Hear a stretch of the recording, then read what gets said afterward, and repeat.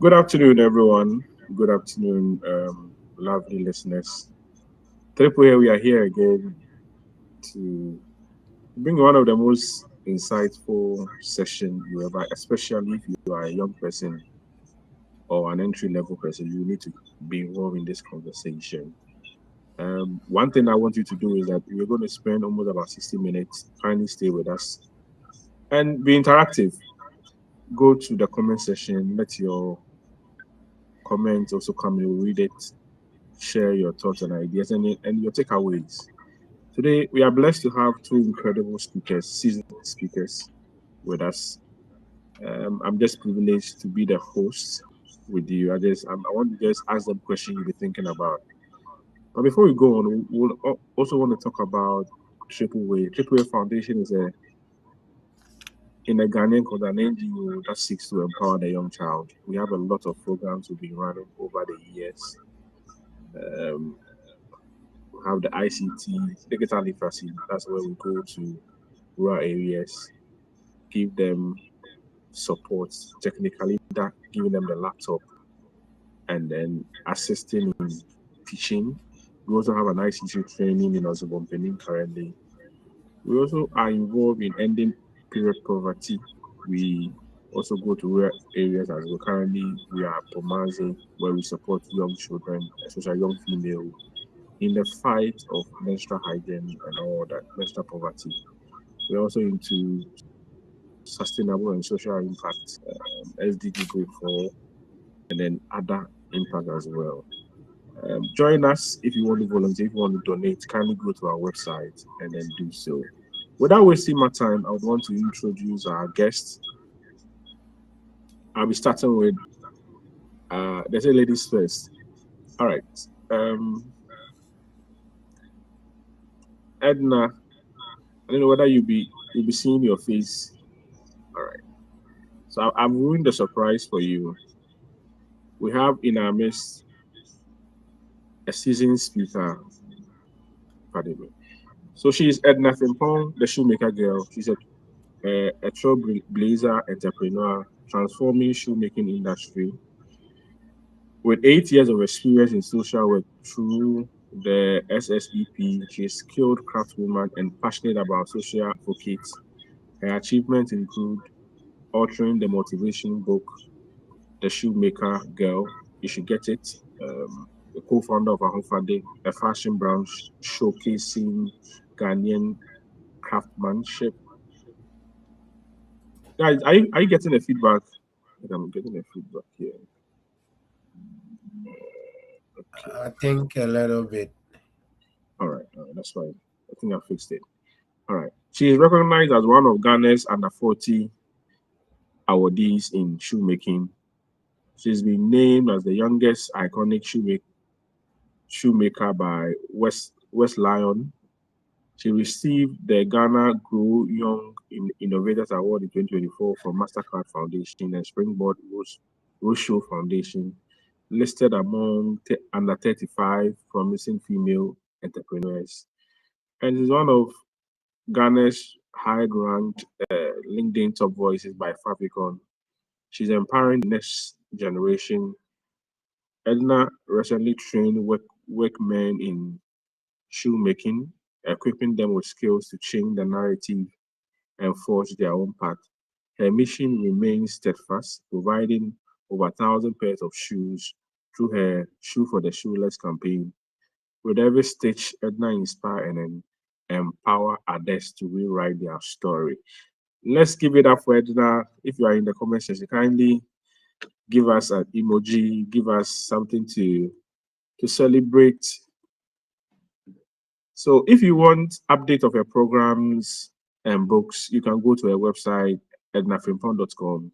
Go to LinkedIn and Instagram. You find her social media handle and also connect with her. That is for our first speaker. And then we have a seasoned gentleman with us. Uh, he is Solomon Aidan, a seasoned accounting and finance professional with a strong foundation in finance management, strategic analysis, and then business advisory. He holds a Bachelor of Commerce in Accounting from the University of Cape Coast. He is an associate chartered accountant. He's currently pursuing an MBA in accounting and finance in the Asian Pacific University in Japan. Okay, there's the first one. The first one, neither you help me pronounce it when you come on board. That's fine. Currently, okay. He's a founder of the Business Bytes Network, an initiative dedicated for equipping small businesses with the tool and strategic guidance needed to start, grow, and scale sustainably. In addition to his professional pursuits, Solomon is an author of The Endless Mountain, an entry level, There is Another Devil, and a provoking book that explores resilience, growth mindset, and perseverance. Okay. He is passionate, he's deeply passionate about personal finance, business development, leadership coaching, and empowering young people to discover and maximize their potential. Curious and forward thinking, he continued to seek innovation and lifelong learning opportunities. That is for our second speaker. Let's give it up for our second speaker. Share an emoji. And after reading the bios of these two, what do you think about what are your initial impressions and what do you expect from our speakers? Kindly write in the comment section. So I want to give my speakers the chance to add on to what I just introduced. Is there anything I missed, or is there anything you want to say about yourself? A chance to introduce yourself. Edna, you go first, and then Solomon. Thank you. And are you with us? We want to hear your voice. Okay. Okay. Solo, can you hear me, please? Yeah, I can hear you. Can you hear me? All right. I can. I can. I think Initial Edna comment before we. mute, All right. has Okay. mute her Edna. mic, so she can hear. All right. Edna, can you hear me, please?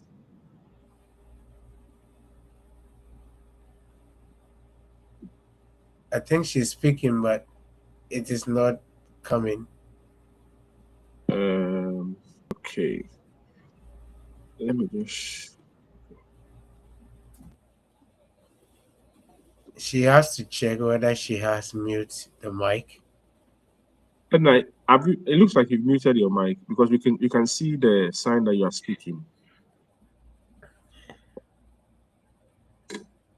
Okay. Whilst Edna sorted out, we want to go ahead with Solomon. Initial comment before we jump into the Okay, conversation. I want to make a little correction. The subtitle of my book is At Every Level, There's At Another every Devil. level. Oh, okay. There's another Okay. devil. Yeah, thank Okay. you. Sorry about that. Okay. Let me just. Okay.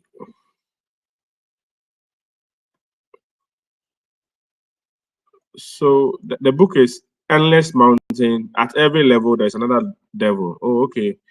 I thought Yeah, it was three different. Okay. So that's the title of the book is An Endless Mountain. At every level, there's another devil. So that's a thought provoking book that explores resilience, growth mindset, and then perseverance. Thank you so much for the correction. I would want to go ahead and then look at our team for today. When you heard the team, what was your initial reaction to the team? If I will ask you before I go into a question for our young people. Thank you. I think the topic is a very sensitive area because it cut across most of our life all the time.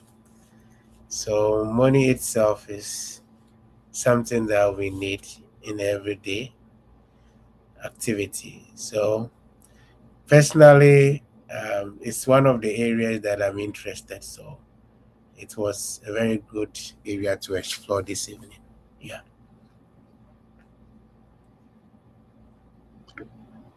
Thank you so much. And as somebody who has been in a Ghanaian system as an undergrad, now you're pursuing your master's. Do you think financial literacy is more important now? Hold on, I think Edna is back. Edna, can you speak?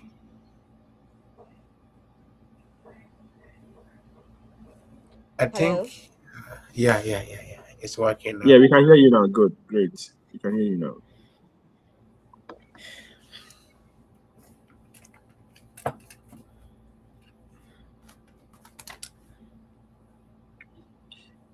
Edna, if you can speak, we want to get your initial Hello. comment. Yeah, can you hear me? Yeah, can I hear you, please? You can. Yes, yes. I So can we hear are you. just asking for Yeah. your initial comment before we jump into the conversation. Oh, okay.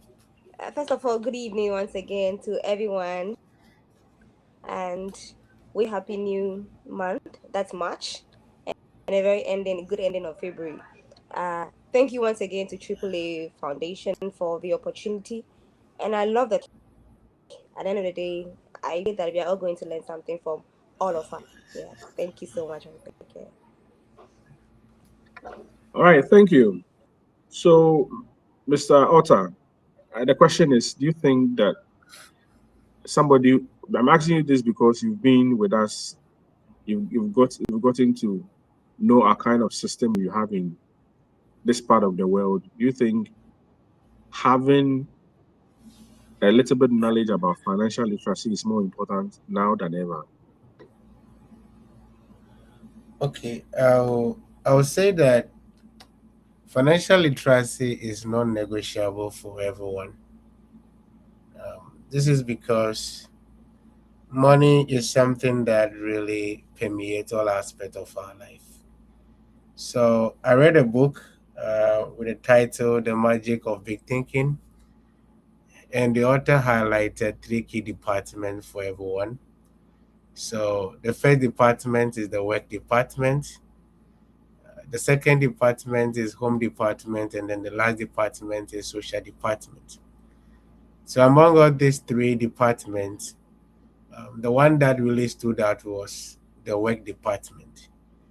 And the work department is highly linked with how people generate income to support their home and also social activity.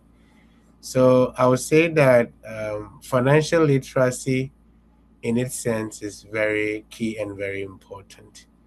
And right now, if you look at Africa, the financial literacy rate is very low, between 50 to about 65%. And when it comes to Ghana, Ghana is even much lower. Between the ranges, I think 30 to 40%. So this, really highlights a core area that all of us we should learn about and then try to improve upon it. So I believe as we discuss the topic, we'll be able to share more insight regarding financial literacy. So thank you very much, Chrissy. Hello? Oh, is it only me here? Yeah. I can hear you.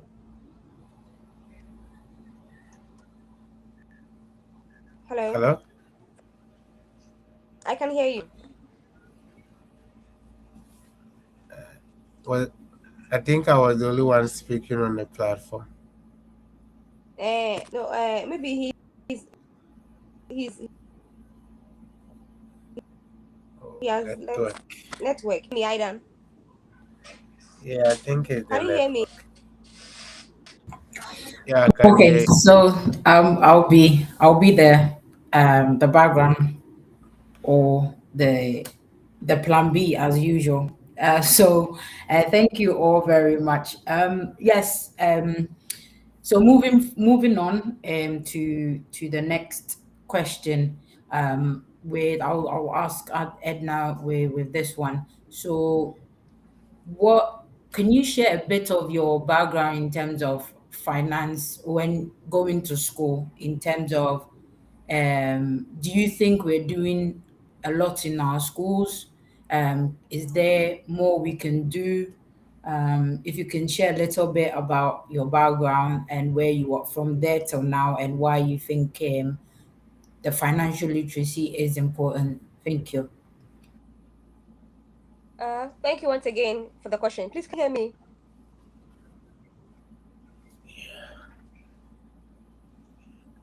Okay, good.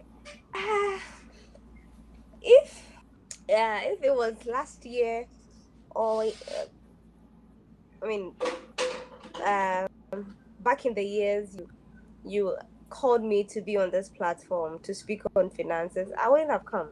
Honestly, yes, I wouldn't have taken upon myself to be here because I would not know what to share, and so I'm happy that I'm here and I took it gladly. It gave me opportunity to speak on something I will always love to talk about because I've been through the faith. Uh, honestly, some of us we were not privileged to come from a background where there were opportunities, there were the money. I mean, it didn't help.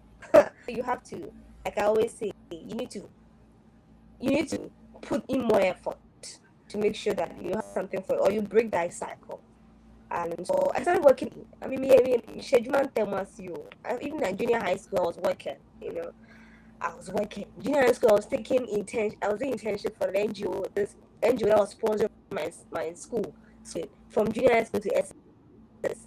So imagine I wasn't paying anything. This government was buying free food. Those times, 2012, 2011, 13, yeah. And then my school was close to the house, but I was taking TNT from the scholarship company. Oh God. Hey, I don't want to. I don't want to remember all those times. But at least money was not a whole. But because I was academically good, I had scholarship at the grace of God, and it was. I wasn't paying anything in school, but I was just wasting the money. I don't know. I was just chilling the money. School.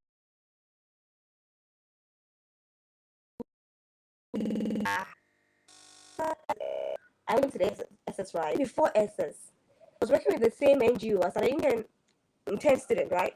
And then when I went to SS, I remember when I was going, I said I bought shoe glue and those things to go to school because I might not have TNT back home. So when I go to school and then I do the working, I'll use that coins to do use as TNT. And so because of that crowd, the school I chose school that was very close to Accra, so that the TNT would not be expensive. Imagine me going to school at Accra Day. Hey, it's far. So I pick a bridge just here. No, I can just go and come right now. It was this then. So when I work at school, I'll put the money there for back home as my TNT back home. After SS, that was where life was, it was getting real. The company I was working there, the scholarship couldn't employ me at that time because one of my seniors were there. They gave them scholarship for the university. So even though I applied the opportunity, but they got that opportunity to get free university scholarship. I didn't get. So even before I was coming back from I was about community SS, I knew the plan B that I'm not going to start university straight away. I'm going to do what? Work. So that I'll pay my school fees. That was the plan. I always had that. And that was what I did. Fast forward, I worked with people, blah blah blah. And until 2016, 2017, that I was there, December, and then the same company called me again, mind you that my other seniors are going to university, so I have to come and take over. Do I like that? I like it though. And they gave me a position, programs coordinator. From being an intern to a programs coordinator. It was at a foreign company, American company. NGO, the job is also enjoying. You travel a lot, the money was good, we had foreigners coming. Edna, but because I was paying, the excuse was that I was paying school fees myself. But then when I started working, I applied for the university. So I went to GIJ, right? And so I was paying the school fees myself. Even while I was paying it myself. But that was no excuse for me not to be very financially disciplined. I wasn't having any money or for future. It was just hand to mouth, school fees, and then maybe hand to chop, like that. And I finished school. And then one day when the COVID came, and then my boss said, "Okay, there's no way we're not working again, so you have to go to I'll give you opportunity to work for someone. Then when the 3 months is done, they'll pay you. Then you can use that to pay your school fees." That was my last, I think, term in the university, and so I agreed, and I took that opportunity because I wasn't having any extra money anywhere, and so I used that money. I did that job, and I paid my school fees, and then I have to start looking for another job, and then I have to go back to the shoemaking. That's another story. and then it was there. And I was doing the shoemaking. I was doing all those time. I was not having any money anywhere. I mean, the money I did was the data bank, some small investment, but I didn't understand what about investment was all about like then, like now. And so I used the money to pay school. We didn't have an aircut, so my money was affected, just small percentage. And then I paid fees with the money. I was still doing hand to mouth. I just giving somebody who asked me money, I give the person. Now I wouldn't have done that. And then of course life moved on. I started shoemaking. I was getting the visibility, right? And then it got to a time I was scared. That was 2023, 2024 recently. I'm like, the way God is blessing me, the way the visibility is, if my own family, I'll be giving money every day. 5 years to come, 10 years to come, I am still begging to eat. I don't have anything to add to my name. She'll say, buy here, you cry, you be always everywhere. And then now, and master card more, and then now, I say, so I knew that moment will come. And even you, some of you here will say, when you see me 10 years to come, and my life is still the same. But this girl, we had all the names she had. Why? And so I went to God in prayer, and I asked God to forgive me. And in the end, God forgave me, but God didn't bring me billions again to chop. No. But then I had to go back to books. So I started reading books on money. I mean, books. I mean, I love Oyedepo. That's my church. My church, we read a lot of books every month. So I read all his books on money, finances, and breaking hardship. I watched a movie. I mean, Smart Money Woman. You know, it was a movie by them, but that was a real story. And then the woman wrote a book on that. I wrote the whole book too as well. Okay, I still had an understanding. And then I went to God again. Said, God, now you have to make it more bigger for me. But God didn't give me money again. This time around, God gave me bought a man. A man, not a human, a male figure, a man.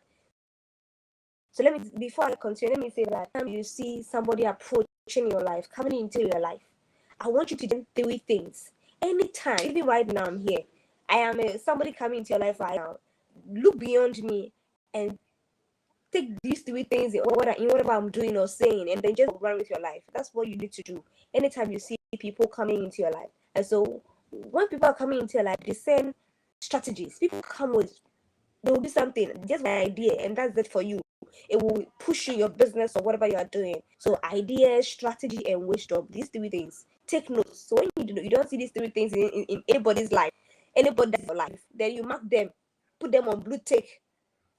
Please take note of that. Anytime you see somebody right now, if I'm not speaking sense, you don't take it. If I'm not giving you wisdom, you don't take it. And so when this lady approached, I met her. The funny thing is, I met her on LinkedIn. People think she's my sister, but I call everybody sister. And I don't know. I didn't open up to her about my finances because I was shy. But interestingly, she is into finances, and she works in the finance company, and she has a very good background where the family taught her financial discipline, literacy at a very young age.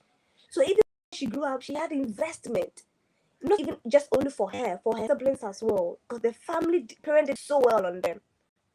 And so when she was telling me about that, what they had the family inculcate those discipline in them, I learned from her because I didn't get that background.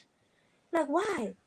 But she told me that it's not too late. I shouldn't blame my parents. So if you are here, don't blame your parent. If your parent didn't instill that discipline in you about financial literacy, you can do it for your children if you didn't get that.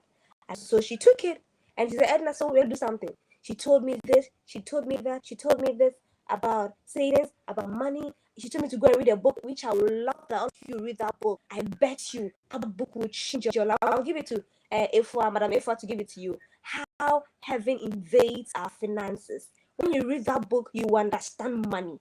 You will not fight over money. You will understand how God works with money. And that book changed my life. It delivered me. And so when I got that book, plus what she was telling me, I was disciplined with it. And now, I know if I say this to you, come to my dear someone who has 0 savings within 2 years, we're just years now, going to 3 years, understand in my life because I have been very disciplined when it comes to money. I don't can testify. Sometimes when I go, I just because I have to be. I know where I am going, and the family and the people are looking at, because the money is not, it's not only for me, for people that are business are tied to mine. And so how I've been able to discipline myself. Now, if you talk about investment, I have a lot of investment. I have a lot of shares in different, almost like 10 companies in Ghana and US market. I have treasury bills. I have things in my name. And it wasn't that at first, but now I am so grateful. Let me tell you, I don't earn millions like some of you earn. I don't even earn like 2K a month. But if you see my investment portfolio, you will think I work and get 10K or 5K a month. I don't do that. It's all because I have been disciplined. This year, MTN is paying dividend. And then when I check the dividend I'll be receiving from them, I realized how proud I was of myself. And even though the target, I have a huge target to achieve. But when I saw the dividend I'm receiving this year, I'm like, God, somebody's salary. And I was so happy for that growth because it took somebody. And I was also disciplined to learn, to humble myself. So even if it's one city, I go for program and then they give me 200 Ghana cities. Ask Aidan, he can testify. I will take 50 cities out of it as TNT or food, and I'll make sure the 150 I will use it for my investment or for my savings. And that is what has brought me this far. And I'm happy that we are talking about this journey. Yes, we've made mistakes. Accept it now. Ask God for forgiveness. And please make sure that you are willing. Open your heart and your mind this afternoon to receive everything we are about to share. So that you, after here, you go start that journey. You don't have any time. Oh. We are very, very soon today. I was talking to somebody, and it's like 10 years to come, we are entering our 40s or our 30 something. That's our era. That means you don't have any time again to waste. You don't, if you are in your 20s, the 10 years ahead of you are in your 30s. If you're in your 30s, the thing is ahead of you, you're in your 40s. We are the next, the president, the next finance minister, and co. And you can't afford to mess up with your finances or any area of your life. And please, so I'm happy that we are doing this discussion. I'm going to open my heart and pour everything that I have to share with you tonight. Thank you, Efwa.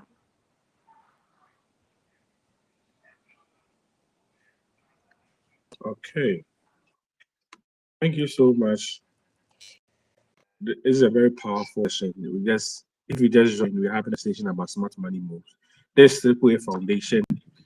If you are supposed to play back now and listen later, you see that you God has really directed, as Edna said, Edna and Solo have been directed by God to also enlighten our minds and give us a certain kind of insight so that we manage our resources carefully. To back to Solo, um, during your experience with working with young people and coaching them, what are the biggest money mistake you see young people make that you think must be changed?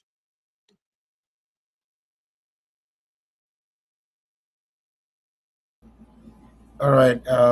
This is a very good question, Chrissy. I don't even know how I'm going to start with this, but I want to start with myself first, and then I will zone into how young people can take advantage of this approach.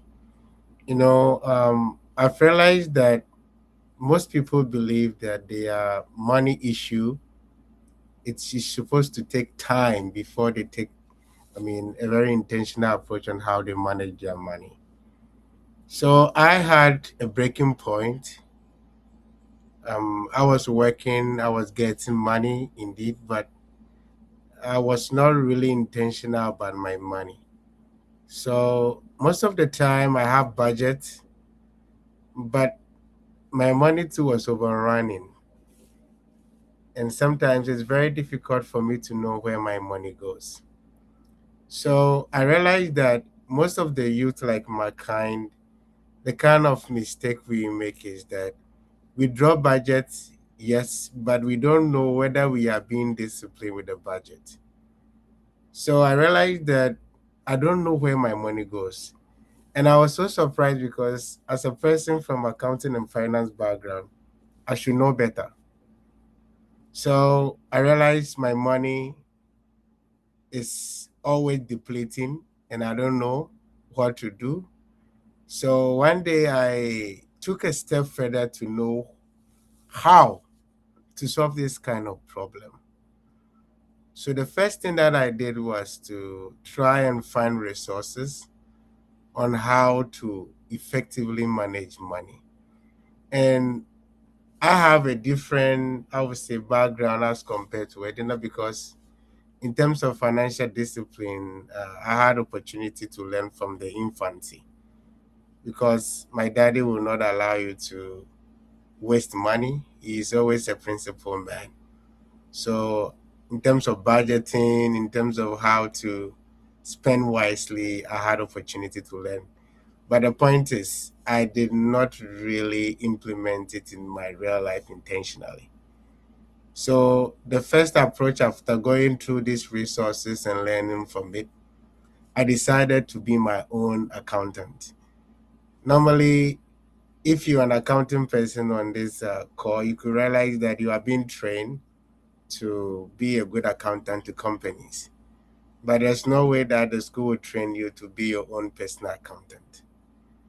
So I decided to be my own personal accountant, where I will manage my own money on daily basis, translate it into monthly basis, and then into an annual base. So young people of today, they don't really take this kind of approach. Sometimes you go and buy something from the market, you don't even take receipt of what you are buying. You don't even know where you spend your money within a particular day. Or that you know that, okay, I earn this amount of money and I spend this X amount of money. And that is it. And at the end of the day, people are earning money, but at the end of the day, too, they don't know how much this money is being spent on the category of item that they buy. So I came up with a personal finance approach to solve this kind of problem. So every month, personally, this is what I do. So every month I have an income and expenses tracker, which I design with Microsoft Excel. So whatever that comes into my hand is recorded, and whatever that I spend out of what I get is also recorded. If I go to supermarket and I buy something, I take my receipt to record it because I want to be a good accountant to my own self. Then at the end of the month, I compare my budget and my expenses to check whether I've been financially disciplined. If I see some of the expenses have gone higher, then I analyze why these expenses went high.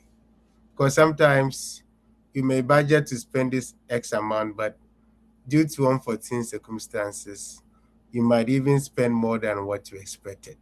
So this gives you, a good view about your own expenses so that you can plan better.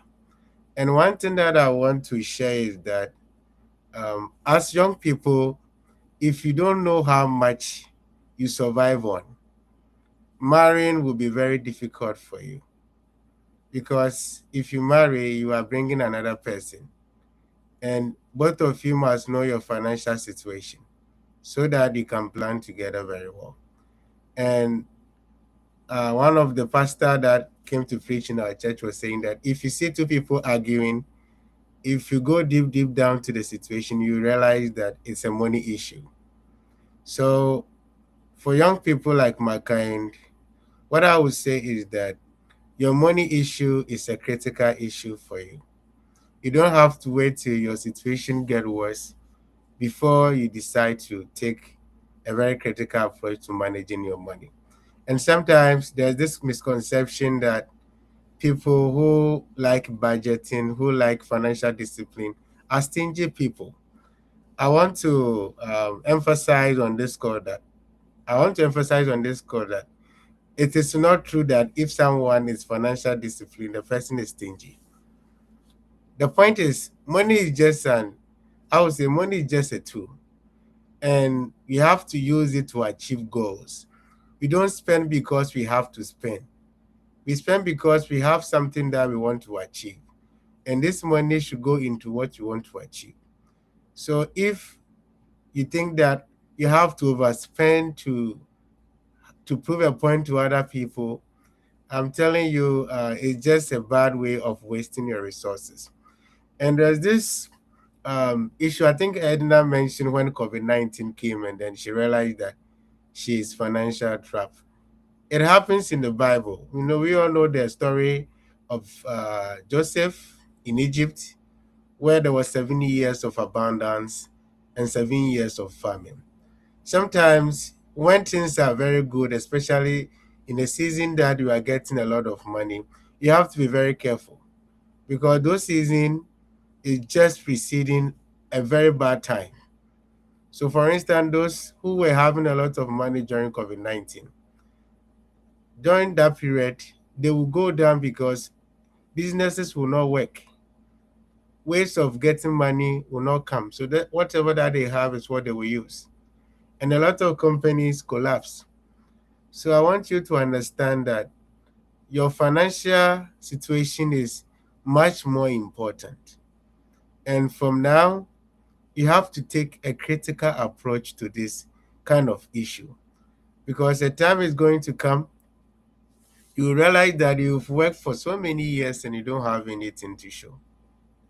So to end this side, I will advise the young people that, number one, if you really want to see where your money goes, you can start from a budget approach. So the blanket approach will be like having overall budget about how much you want to spend. Then the practical approach is daily tracking of your income and expenses. Every day, make it a point that whatever money that you spend, you record and write the particular item that you use the money for. And I can trust you that by the end of the month, if you see this, you realize how disciplined you are. I have been there before. And the first month that I did, I realized how much money was coming into my hand and how money is going into my account. Then I have to start building some kind of boundaries around my finances so that I won't be wasting my resources on things that are not necessary. So thank you very much.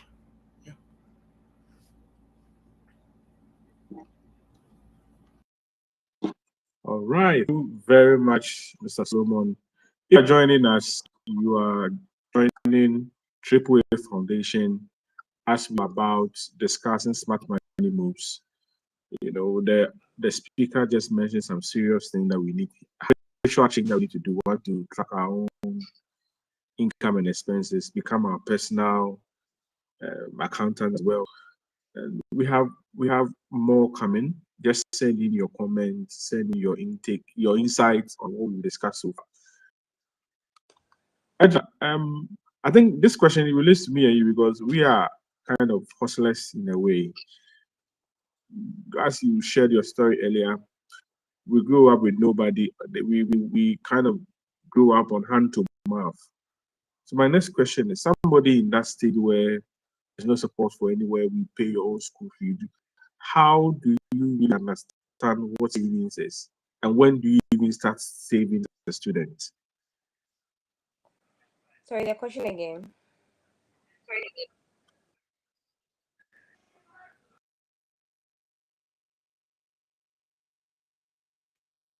So I'm asking, Hello? what does Mhm. saving what does saving actually means, and when should students realistically start saving? And I'm giving a context of somebody doing hard math, struggling his own.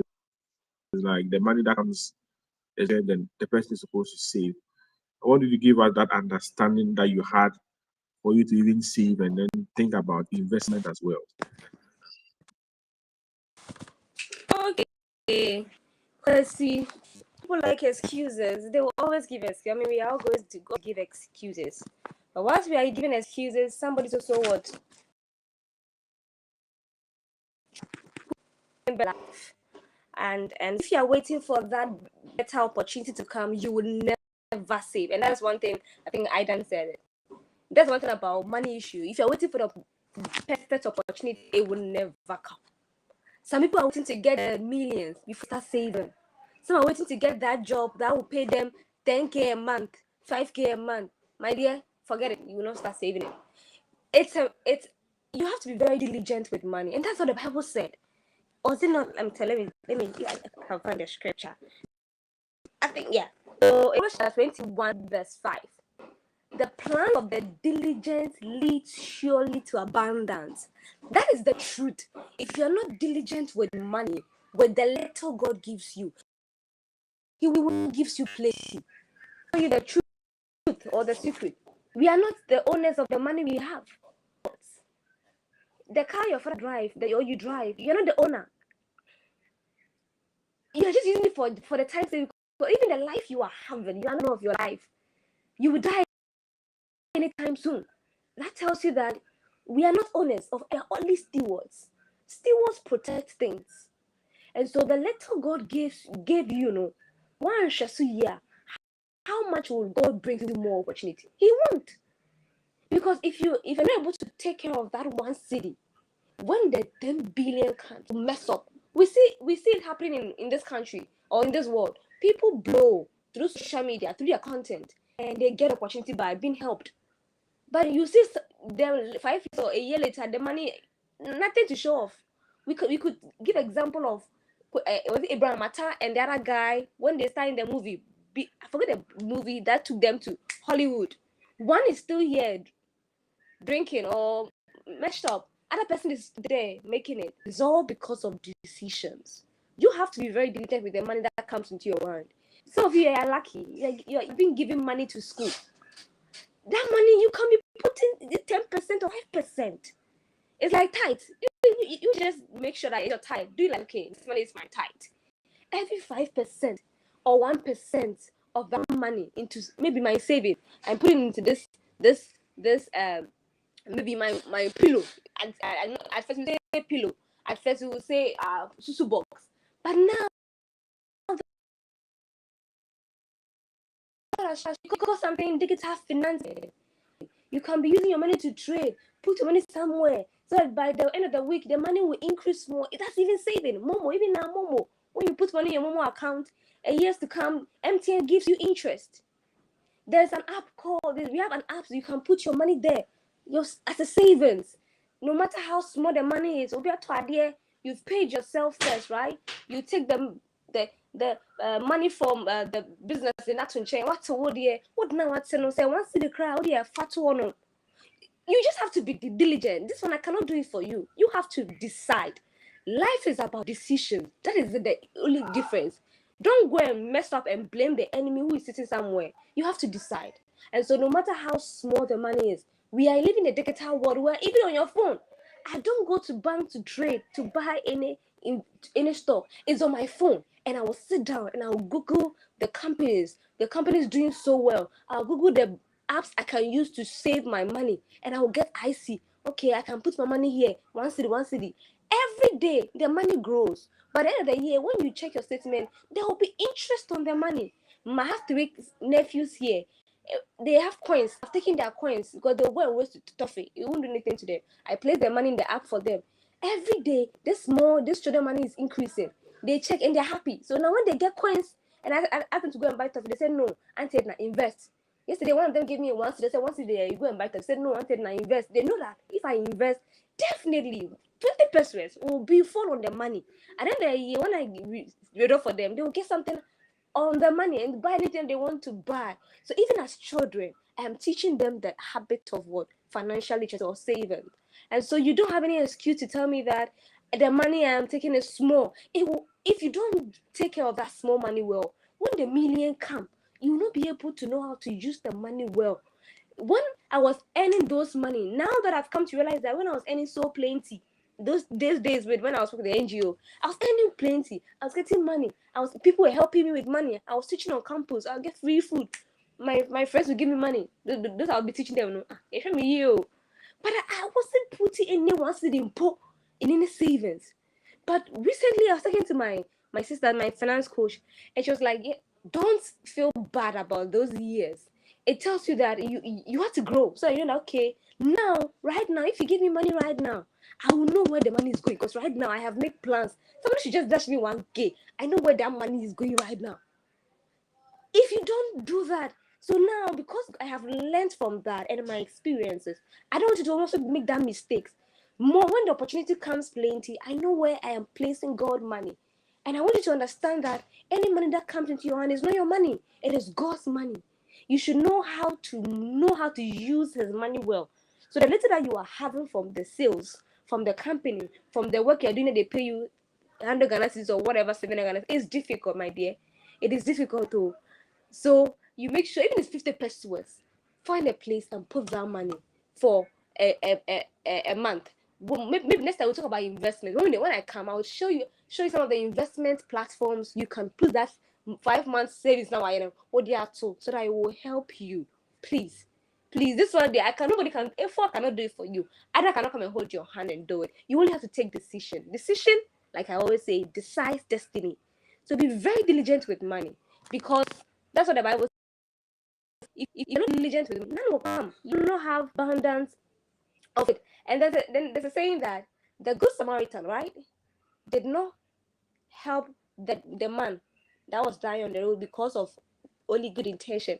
He helped him because of he had money. That tells you that money is important and you have to have it. So please, the plans of the diligence, I'm saying it again, lead surely to abundance. And so the little that you have, if you don't know how to save that to 1 cedi, 10 cedis, no. Let me tell you, anytime money comes into your hand, it is not all that you keep, you spend. If you do that, you will never be rich. No matter how much anointed, no matter how prophecy I will give you, you will still be poor. That's the truth. There's a money that comes into you and you don't chop any money. You don't chop all. There's a part you keep. It's called the seed. You don't eat and eat your seed. It's like eating mango and eating the mango seed. Which one will you plant again? You don't. And I know I then they'll bring the finance and the cash flow and the assets and all those things. Where your money comes in, they'll bring it later on. But anytime someone gives you money, if it's a free gift money, if it is a money that you've worked for, and the money comes, there's a part of it you don't have to spend it. That is why it can be your saving, or you can use that money to channel into your future self of savings or your investment. You need to keep it, and then the rest you can do whatever you want to do with it. But if you chop all the money, there's no financial future for you. If you tell me that God, yes, I know God blesses that, and even when that God blesses you, it will come through those things. If you don't know how to manage the money when it comes, then what is it? There's no use God giving the money. So know how to be diligently with the savings, with the money that comes into your hand. That 1 cedi, save it. Read, and go to the internet. There are companies, there are opportunities are out there. First, I used to think that Ghana is meshed up and Ghana I can't invest because I touch my money. So I had that idea. But we cannot say Ghana is not good for investment, so we will not save. If I had done that, it won't be here. But now I'm telling you, I'm very soon I'll get to 30, and I'm so happy entering 30. As at first, because at first I'd be wondering, hey, entering 30 with no purpose, with nothing to show off, hey, and yo. But I'm happy. At least if people are talking some, I can also talk some. And I thank God for that. That means I am managing God finances well. And I always tell him that bring more, because I have plenty places to invest your money. I want you to go and read that book, How Heaven Invades Our Finances. Thank you. Thank you. Decisions determine destiny. We've had so much insight. I tell you, if you are joining us, this is one of the best sessions you can ever have on money. Practical, realistic, and then it's friendly because you can start from zero and build up. This is from AAA. One of the things we've decided to do is that we have our foundation has been founded on one simple mission that wherever you are, no matter the individual, regardless of your background, we as a group can inspire you to live a feeling and an empowered life. Some messages have come in. We want to read them and then we'll continue with the questions, Mr. Aidan. We have Douglas saying that I'm in view of that as a student, especially university student, one should learn how to save at the very get-go. Why? You realize that after school, where there is no job ready, the little you save will come in handy. Regretfully, I could not save a little at school, always blame it on not having enough money. for now, I'm saving and I'm committed to the discipline. And guess what? I am and doing well, regardless of the fact that I'm going to school and paying fees. I'll try to spend less and save a little. Also, parents at the very beginning in their war's life should try and instill the habit in them. Investment for that thing there. I've told myself not to try. I can't take risks. I'm really not friends with investment. So this is from um, Douglas. Thank you for bringing that in. We'll be very pleased to hear your comment after. Thank you so much for bringing. If you are joining us, kindly send in your comments. Maybe a word that the speaker spoke. I really appreciate that. And what Majid says that be diligent, decision decides money has settled in my heart and ready to internalize that. Thank you, Majid. Very grateful submission. Now, Solomon, I would want you to touch on at what point do you, how can individual consistently save? Let's say you're living on an allowance or entry level. What percentage would you recommend that we start with? And should we focus on just saving, like Nicola saying that now that he's saving, investment there, he's not willing to try. At what point do we decide to invest or to? So it's kind of a multifaceted question. How much do you recommend that we save? And should we focus on investment or savings first? Thank you, sir. Okay, thank you, Kwesi, for this question. Um, as someone who is a personal finance professional, I will not just tell people to even just start going saving or investment right now. The first thing that I will share is that first of all, the person must know their financial habits, their financial behavior. So this is what I personally do. I assess my financial situation by at least giving myself, let's say, a month or maximum 3 months to know how much I get and where my money goes. So if I'm able to assess this financial situation, the next thing that I do is that I look for areas that I can cut those kind of expenses that I believe they are wasteful. Then the next step will be saving. In terms of saving, I would say it's not about a percentage that a particular person should save. I advise that everyone should save based on their income level. I know some people say, use the, 30, 20, 50, something approach, but I don't believe in those approach. You do it according to how much you earn. So if you feel that when the money that you are get paid, you can save like 5%, just do it. If you can save 10%, do it. If you can do 15%, if you can do 20% or even up to 30%, and that does not affect you, you can go ahead and do it. And I've realized that savings or investment is more behavioral. You have to have that kind of positive habit by doing a consistent approach before you can, how do I put it? Before you can become someone who knows how to manage money. And according to research, it takes about 3 months to build a new habit. So the first month would be like you avoiding trying to crash your old habits. And then the next month is installing your new habits and trying to integrate in the habit that you have already installed. So to advise those who want to go into savings and investment, first of all, know how much you earn, know where your money goes. Once you have been able to assess that, look at yourself. Which areas of your life you believe you can cut this kind of cost so that you can save more? And in terms of savings, I'll advise that everyone should cultivate the habit of saving. So I think someone said the money that he was saving was very little, and after school there was no job, so everything went down. It's okay. Sometimes we find ourselves in situations that it is beyond our control. It happens. But one thing that you shouldn't forget is the moment you begin to receive money into your hands, you have to start saving. And let me tell you this, our money will not be enough. Our money will not be enough. And as you grow, your expenses grow with you.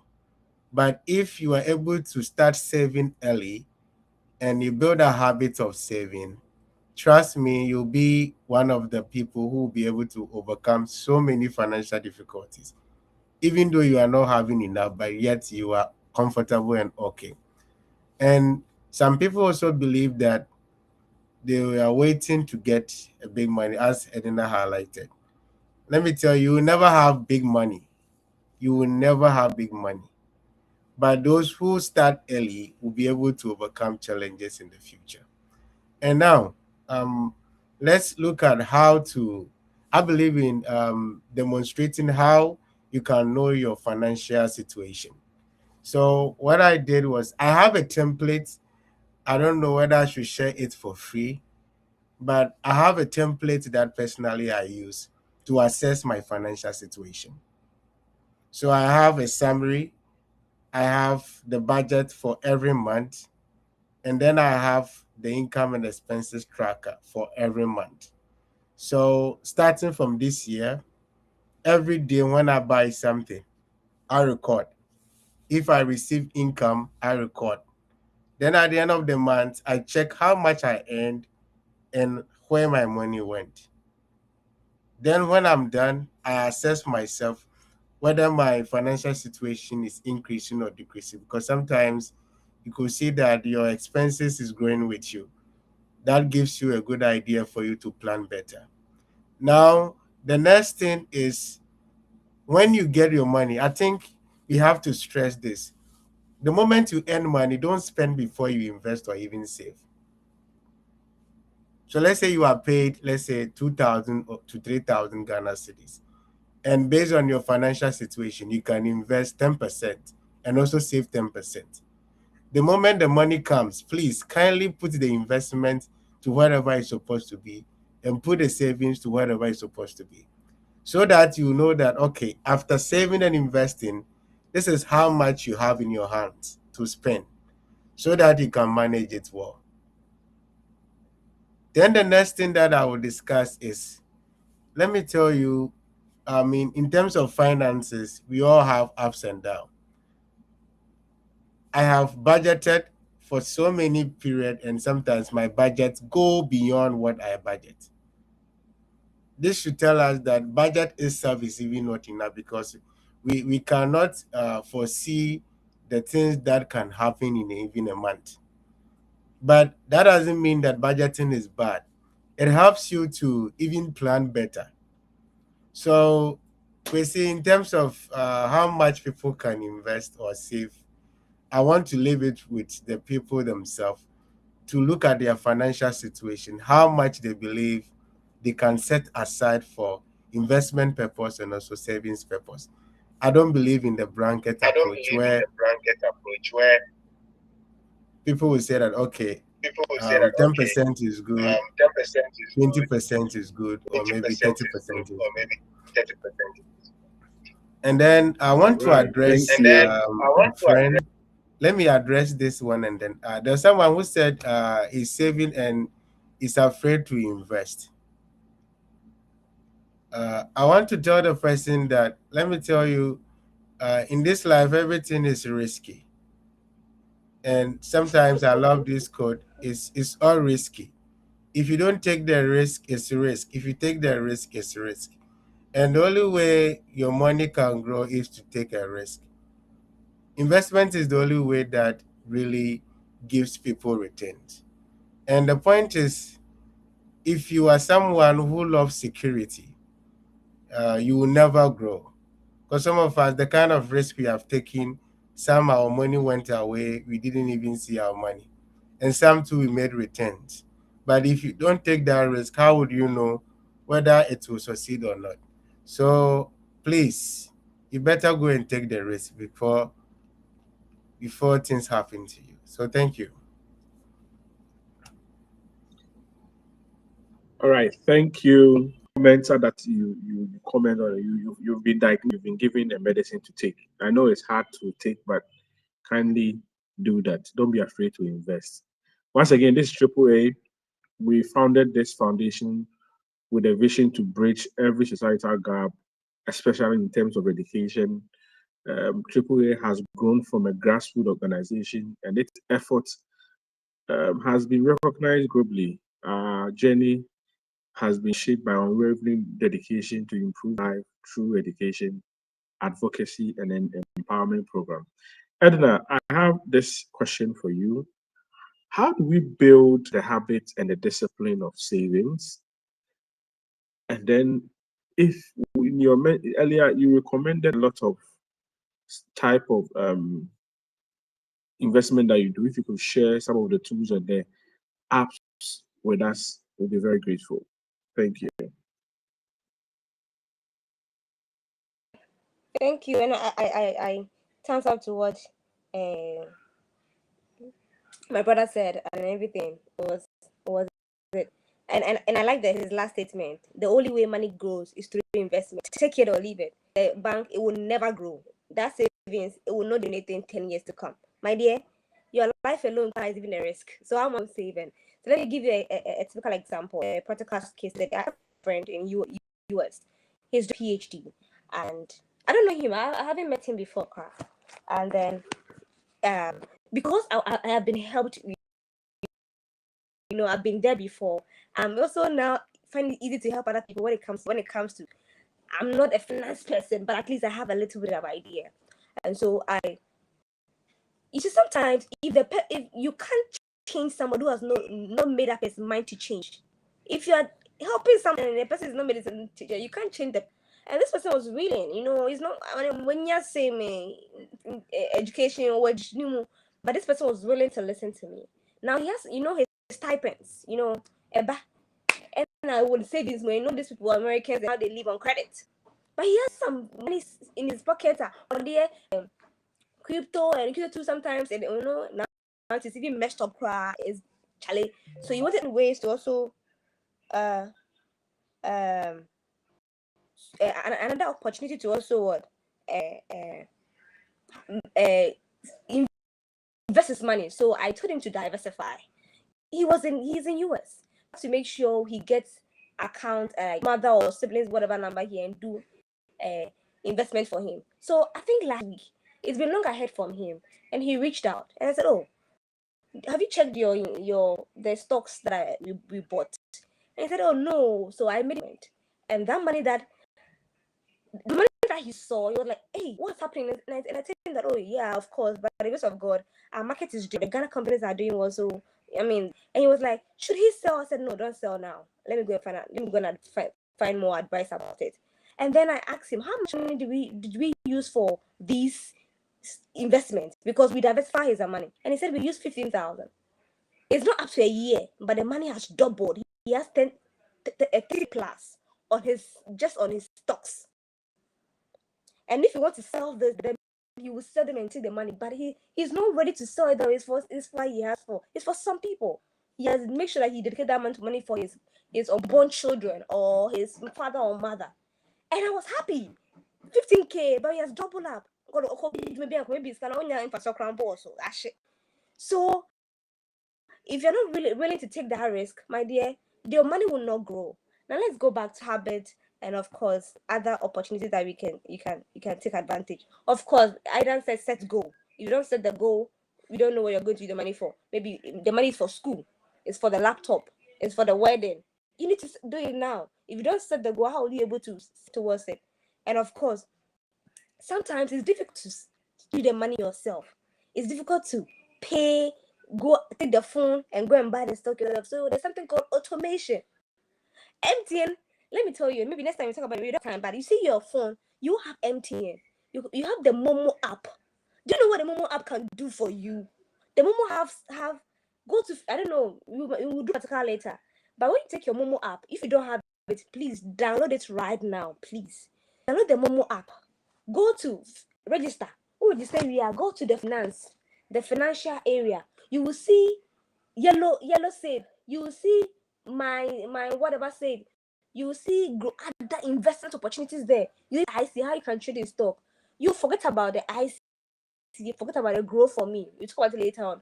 Go to Yellow Save, or that's my pension is under my pension. You will see say Yellow Save or My Saving. That is other companies that are linked with them to make sure that you save your money. And the interesting thing is that when you save money there, there's an interest on it, and they separate your money into two. So when you register for Yellow Saver, or I think that one is for My Saving. If you do, let's say every week, a month or 10 cedis into account tomorrow, that means every week they deduct 10 cedis. Not do a week. You can do every month 50 cedis. Every month, let's say. And that means that 1 says scanner 25 cedis is for your investment, 25 cedis is for your savings. And that's something that people are doing. And if you check Facebook, and now some people said from January and December they've seen the progress and they are building. You can use that MTN app, Momo app, that Yellow Save or My Save, to start saving for your rent. Rent is expensive. You don't have to wait for the month is getting close. You start right now. Every week, tomorrow, like a Sunday, we take my money for that saving. I don't have money in the account, so they can't take it. But if there's money in the account, they will take it because I've done it every week. So by the end of the year, I will see the amount of money I have received, I have saved on that Momo. I can use that money for something, either for rent, for family, or for use that money to buy something.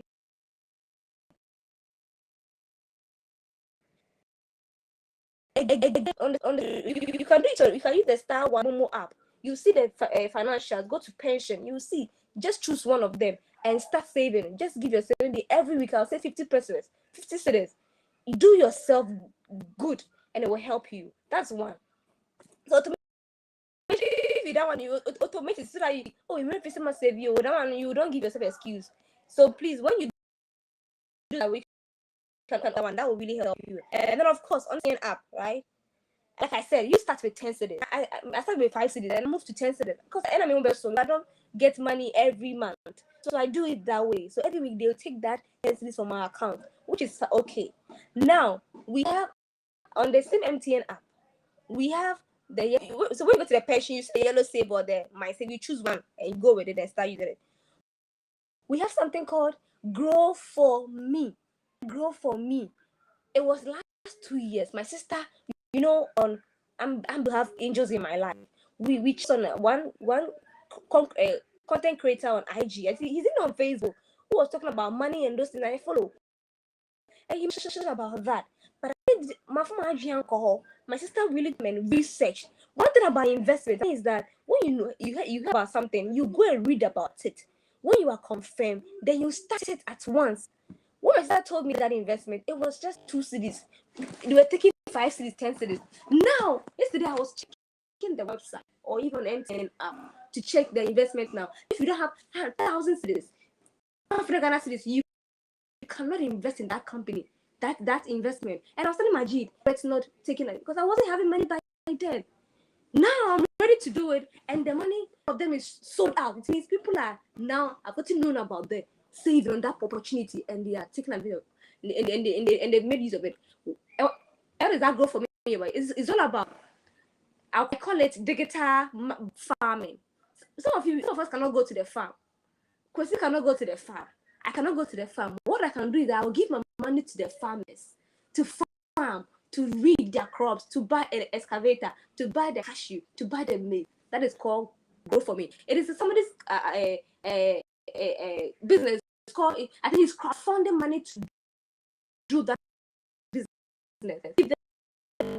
If you are buying excavators, you see they pay you your returns and it's clear. You read it, you understand. Okay, if I'm buying crops 1,000, maybe 2 liter, they are paying me this. I don't know the year of the first quarter. So maybe my money can reach this one. So let me buy this crop. So you see, you are helping agriculture. You are in agri, but you're not on the field. Your money is there speaking for you. That's another opportunity. That money will be a chona who was sending free. Who decided that right now, like I said, it was 2 cedis that day, last 2 years. But now I can't buy it when I don't have 1,000 or 500 Ghana cedis in my account. And that is what I'm saying, that when you hear about something, you act upon it very fast. It's on the Momo app. The Momo app we all use to buy data. It is on it. That is Grow for Me. Get time and read. You can even go to website on the Google and just type Grow for Me. It will bring you to you. Then you read about what that company is really about, and you can start from there. I've talked about the yellow save and then the my saving. That was the easiest we're all going to do after here. Everybody's going to do that. I'll follow up. And then, of course, on the same my financials, there is one on it called I think that's the IC, where you get to trade in other companies. When we talk about stock, don't go far away. It's just giving your money to company to run with it. You cannot establish a business that will try for 100 years. You cannot do a business. You are tired of all this brouhaha. So you're just giving your money to company. You're just buying a part of a company. That's not about investment. It's like you go and buy tomatoes. Market seller, right? We are everywhere. We are say, "Well, come and buy tomatoes." And I'm maybe you just give somebody for a person to sell the tomatoes for you. You are having a part. Your money is in that company, and he say, "Bonesia ebe can be, papasia ebe can be." That's all about stock. Just having a share of your money in the company. You're a shareholder, and so we all use MTN data right now. You're on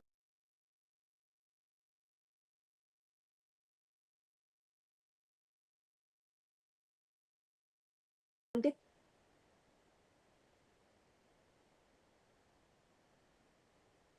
Yeah, the name it call.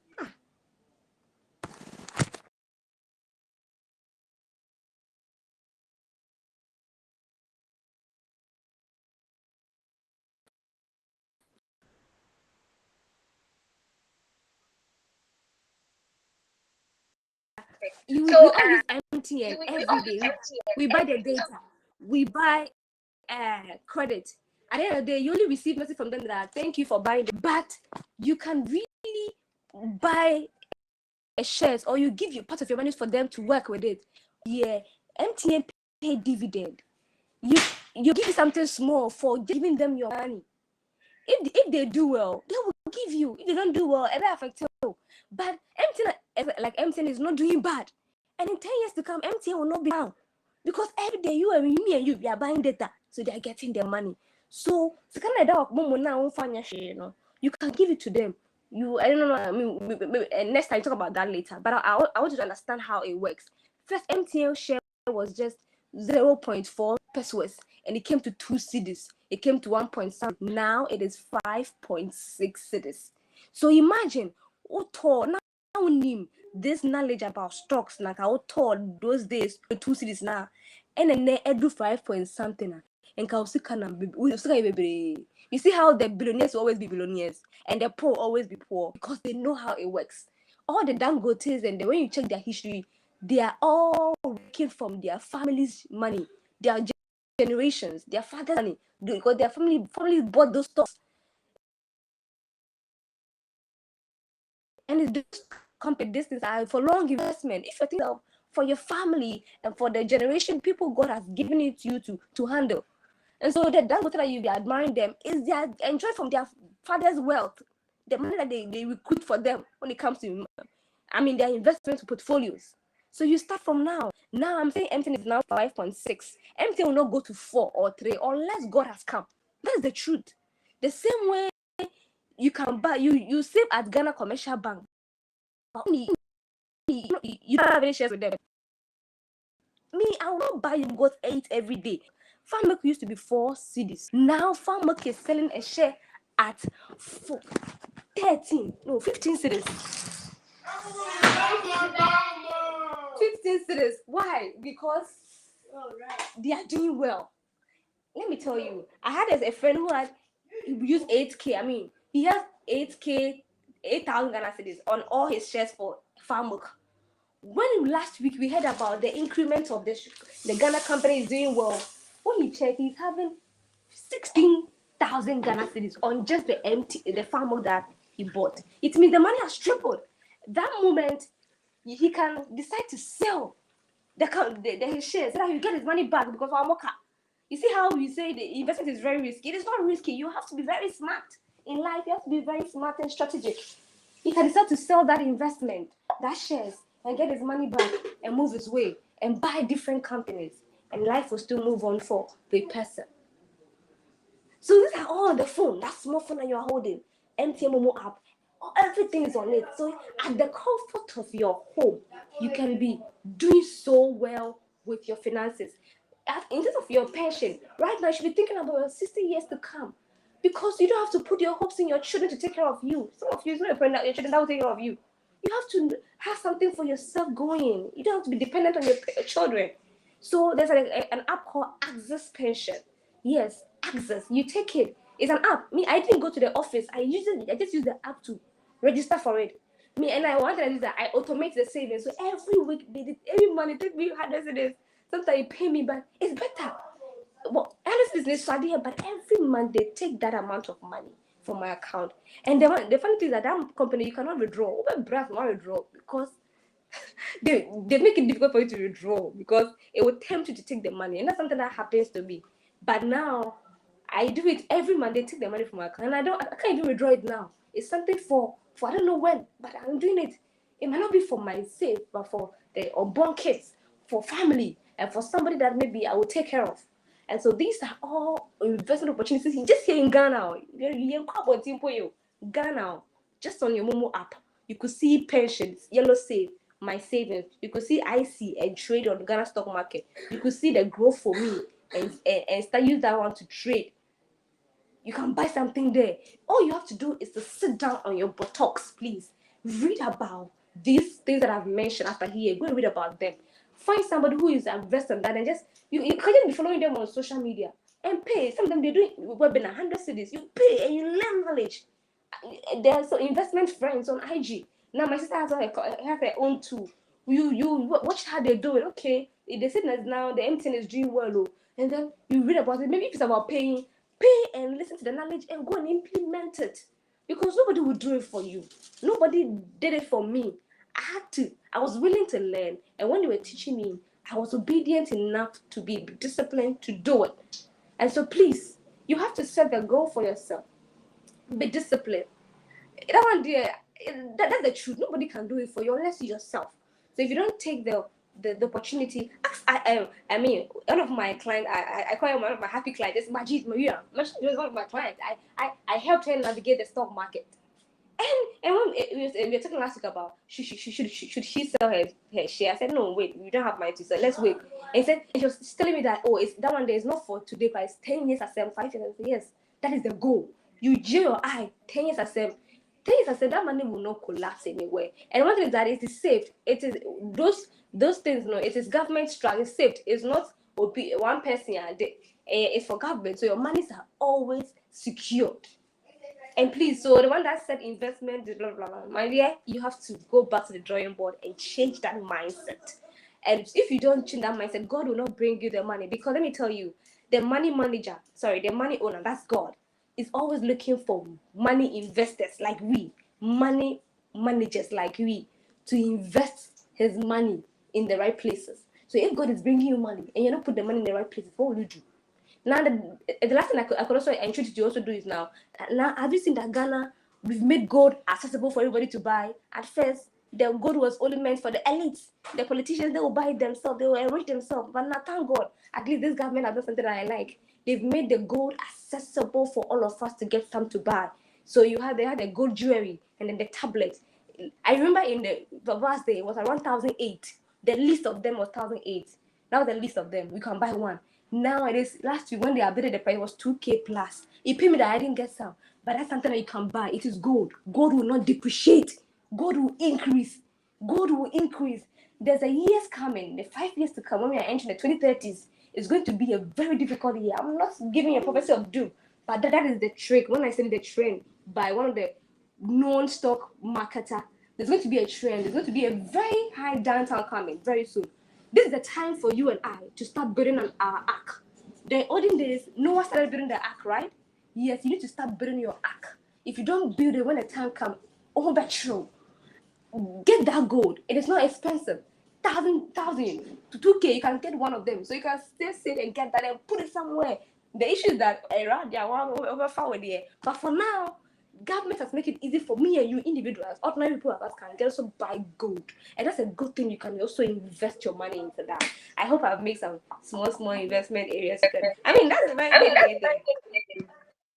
Yeah, it is. It is. Thank you so much. If you are joining, this is one of the best sessions you can ever have. We are having some great insights for free. Once again, this is Triple A. One of our core value is Ubuntu. I am because you are. We want you to be financially liberated. One of our core value is hope. We inspire hope for brighter days ahead, no matter what challenges you face today. So if you are broke today, what we are doing is that we are instilling in you a hope of cultivating great financial habit. Mr. Solomon, I would want to come to you with the. I used to call you Mr. Side Hustle. I would want to those days. I would want to revisit that. I want to ask you this: how can young people identify the right side hustle, and should they really look at looking for somebody or entering into entrepreneurship by themselves? And if there are two, what are some common side hustles you could just share with us for them to start with? And how do they even balance it if they are working for somebody now? Thank you very much. Okay, Mr. York, thank you. You brought this side hustle again. Anyway, so side hustle, I would say that is one of the avenues to make extra income for yourself, and is the area that you don't need to invest so much in. And I would say that side hustle is depend on the kind of skills that you have. So, for instance, I know you to be someone who love giving visibility to people on social media, managing social media pages, and so on. All these things are example of side hustle, and it requires limited. I don't think it requires a lot of investment. All that you have to do is to put yourself there for the people to know you that you can do the work. And once you get a job too, you just do it so that they will be able to find that kind of confidence in you that you can do successful work. And I know Edina to be a public speaker. She gets so much gig on public speaking. You get it. And what I do is I do business advisory works, and also I try to do account for small businesses and so on. So in a nutshell, I would say that side hustle begins with the kind of skills that you have as a person and how you can monetize those skills.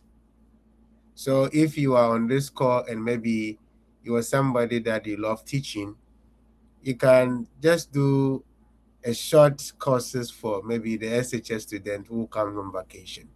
You don't need to waste so much resources on that. Now everyone, I can say that all the senior high school students are having phones. You can decide to go online kind of course to help them, and I can tell you that that will help you to fetch some small money for yourself. And I want to emphasize that side hustle is very important because in this economy that we find ourselves, one source of income is not enough. And having multiple sources of income, as we have discussed from the beginning of this session, will help you to be able to save enough and also invest.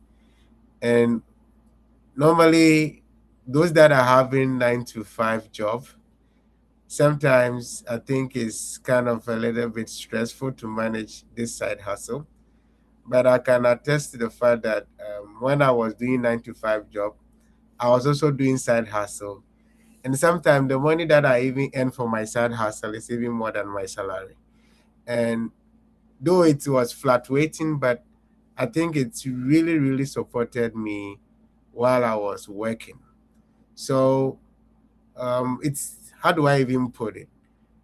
So people that are looking forward to start their own side hustle, the first advice that I will ask. So the first advice that I will give you is that you check yourself. What kind of skills that you possess at the moment that you believe this skill is marketable, and at the same time you can monetize those skills. Once you find those skills, put yourself out there. Try to find your client. And sometimes I believe the beginning is kind of difficult, But as you continue doing it and showcasing your work, one day a particular client will come, and then that will be your breakthrough. So I want to share like a personal experience. When I finished my undergraduate at University of Cape Coast, at that time I have not gotten a job yet. So I look at myself and I realize I could write research. I could also write business proposal for people and grant proposal and other things. So what I did was I turned this kind of skills into a consulting business. And fair enough, when I advertised for the first few weeks, I didn't get a client. Then somebody who was just watching my status sent my flyer to somebody that, oh, this guy is doing this kind of job. And I got my first client. And when I got my first client, this client also brought other clients to me for me to support. And then I began to get more clients because of one client. Then it got to a point that my client base was so big that I need to even bring in some friends to help me to do the job. And it was, I think at that time, I was earning some good money to manage my life. Even though I was not employed, I was okay. So side hustle is good opportunity to help you to earn extra income. Then the next one is, I know some people want to be an entrepreneur, and sometimes they don't want to go um, big into the market to avoid, higher risk. You can start from being a side hustler. You do it a little bit. So once you believe that you've gotten a lot of clients, and these clients are, how do I call, they are consistent with you and also demanding your service, you can decide to transition from 9 to 5 job to managing your own business. I want to set an example, a company that I'm managing the account. So this woman was doing a cashew business. She roasts cashew and her recipe is so good. So at first it was a side hustle. So she was just doing it in addition to her job. Then it got to a point that she realized the business is doing so well. And as an accountant for the business was able to grow from 20 to 30 clients to about 100 clients. And now she's thinking about stopping her 9 to 5 job to start that business and expand it. So side hustle is not bad. It's a very good opportunity to help you to get extra income and also transition to entrepreneurship. And then lastly, if you believe you don't have any skills that you can monetize it, we are living in a digital world. You can find so many resources online. Take this opportunity to utilize your smartphones to study courses that will help you to get some practical skills. For instance, now social media, every company is looking for social media manager. You can learn about social media, how to manage people's platforms, and how to create content to help organizations. That's another way you can look at. I've also seen people entering into data analytics, analyzing data for companies. You can take courses on data analytics and try as much as possible to practicalize those courses. Then once you are done, you can put yourself out there telling people how they can analyze their data to bring them value. You can also look at issue regarding VA assistant. People are doing a lot of virtual assistant job right now. You can also learn about how to become a virtual assistant and how to even manage program remotely for people. And when you put yourself out there, though at the beginning to be difficult, but I believe that once you break through with one client, it will help you to move on to the next level. And then one area that I think people don't really take advantage is graphic design. A lot of people are making more money from graphic design. I had a project and then I contact somebody to help me. I paid 2,000 Ghana cedis for the graphics. 2,000 Ghana cedi for the graphics. So graphic design is an area to cash out. Just that you have to go through series of training and then get mentor who will help you to understand how to make good graphics. And then which skills do I think? And then photography. I mean, people are cashing a lot of money through photography. When I was in UCC, students that were doing photography, they were making a lot of decent money from just photographing. So I think there are more skills that you can search online, and the one that you believe resonates with you, you can start learning about it. And after you learn those skills, please practicalize it. Don't just make it a head knowledge. Turn it into something that you can make money from. So thank you very much, Chrissy.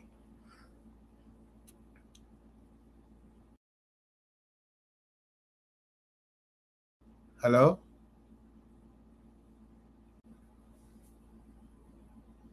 Hello? Hello. Okay, hello. Yes. I was trying to mention your university's name. Help me if it's Resumecan Asian Pacific University scholar. Let's give it up for. Uh, I hope I had the it's, name right. it's Japanese, It's Ritsumika. Japanese. Tomika. Oh, okay, Ristomika. Okay, all right. So let's give it up in the comment section for a wonderful insight. I really appreciate. What so far we've spent almost about an hour and 30. Kindly share what you've learned. So we'll be ending very soon. I'll be going to before I go to Edna. I want to give Mr. Solomon again the opportunity to tell us about the app that he's trying to launch or his launch and what visit before I come to my closing questions and then closing to give their closing remark. I'll be asking you about your financial habits and an advice for a 20 good self. But before we get into all that, I want to give you another opportunity to send your comments. We'll be reading them. Share your comments with us. Whatever you've learned so far, kindly go ahead and put it in the comment section. But before we do that, now Solomon, we understand you have an app. Can you walk us through and how we can have access to that before we bring the program to an end? Thank you. Okay, thank you very much once again, Mr. York.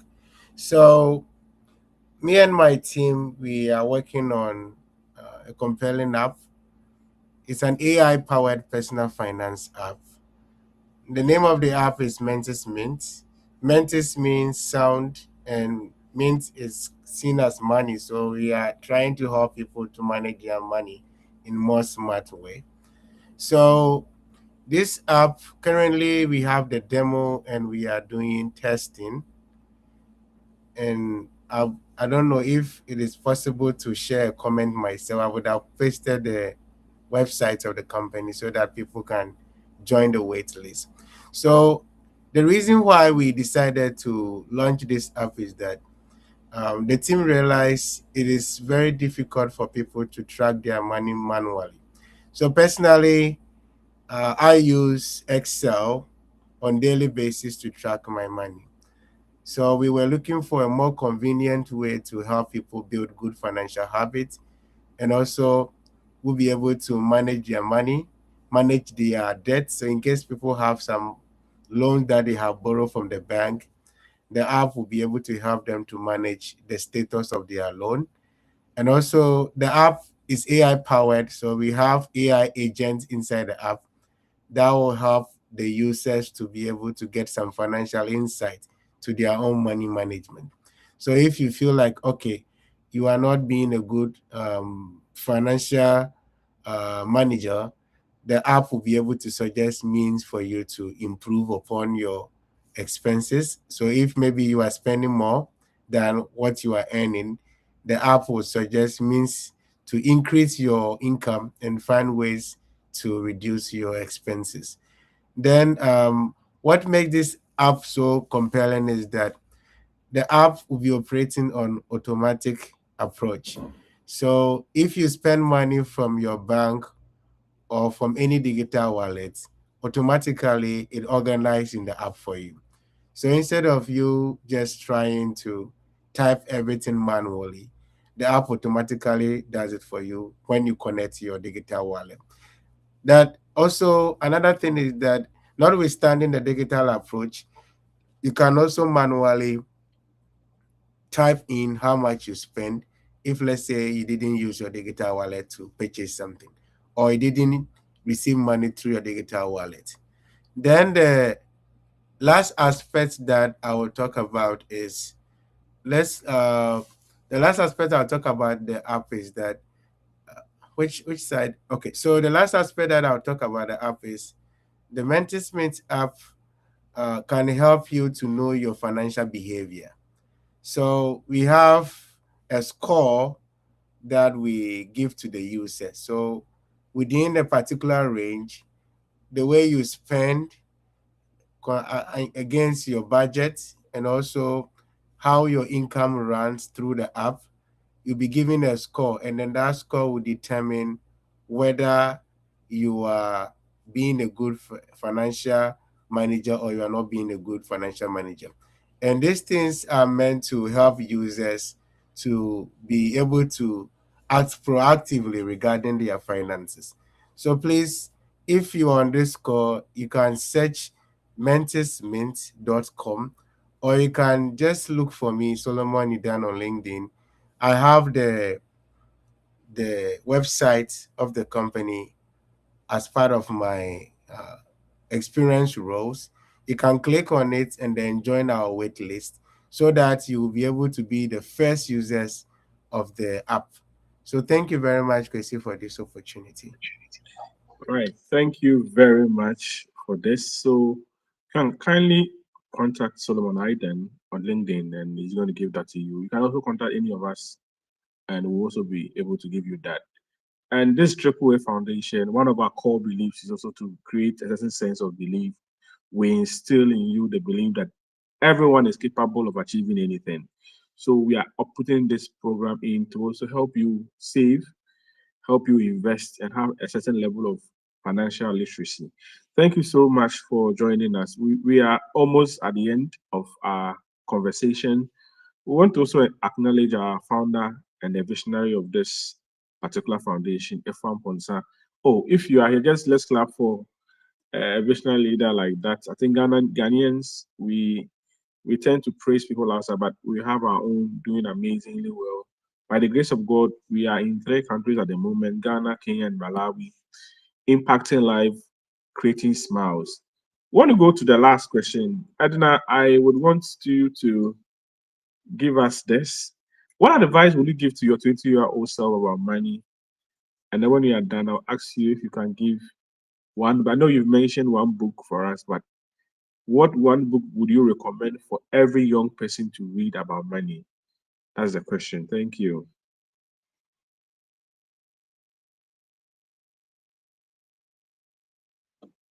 Edna, can you hear me?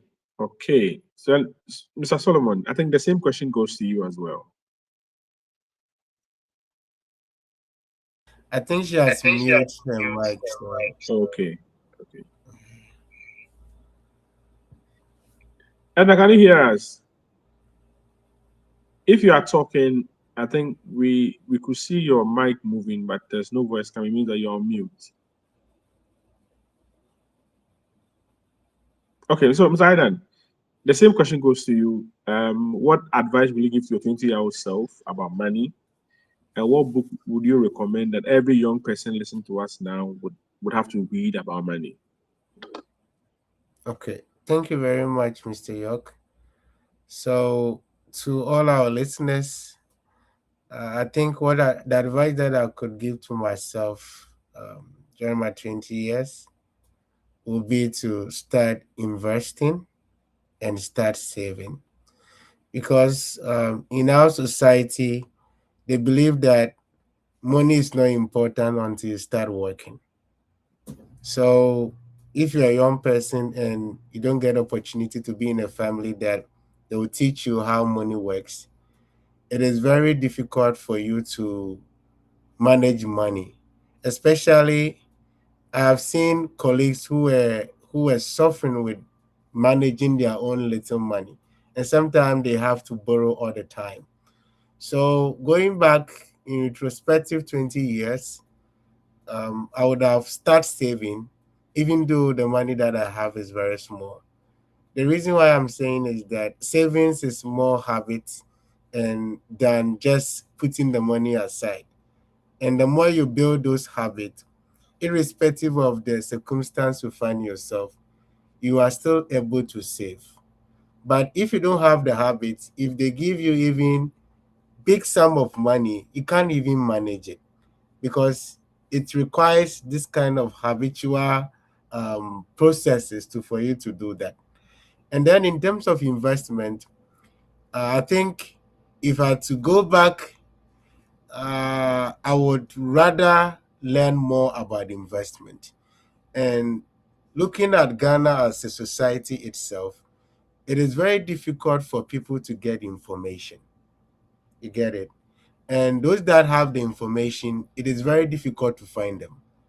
So I think my 20 years I was in the university, and at that time the only investment opportunity I had from was First Fund and Data Bank. And even these investment opportunities, we were not really, I mean, taught much about how it can help us and how it can build our future for us. So going back, I think I would rather seek for more information, learn from people who have already done it before. And also, we have a mentorship gap in our society where it is difficult to find mentors who can genuinely help you to learn certain things that can help you to improve upon your money management. I would say that I had a leverage because I was coming from accounting background and I had a little idea about how to do management and all those things. But to those that did not come from this kind of background, sometimes they find it a little bit difficult about how to go about this approach. So I would say that it's never too late, whatever that you want to do in this life. No, you just have to get the idea about it and be intentional to look for information. If you believe that you need somebody's help and then you know someone who can help you, just take the approach, go to those people, ask them for their help. If they don't help you, then I think you've done your best. But I believe that there are people who are looking forward to welcome such kind of people to help them. And then regarding the book, which book will I recommend to someone to read about money? Okay, the first book that really changed my mind about money was Rich Dad Poor Dad by Robert Kiyosaki.